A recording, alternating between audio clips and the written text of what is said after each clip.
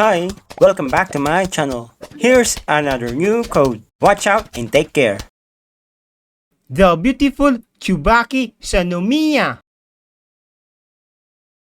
Code SAME032.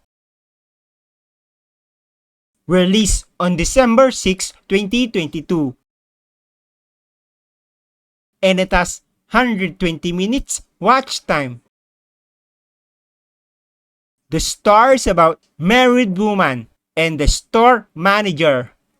The girl was married. Apparently, the girl was unhappy with her husband because her husband was too busy at his work and the guy does not want to do playtime at night. So to ease her mind, the girl went to a convenience store. So the girl grabbed some items and walked out of the convenience store without paying. Unfortunately, the girl got caught, so they went to the storage room. So instead of reporting the girl to the authorities, the old guy had something in mind. The girl will be the guy playtime until the guy satisfy his needs, and the wonderful story begun. Make sure to subscribe and like and turn on notification for new codes. Thank you for watching.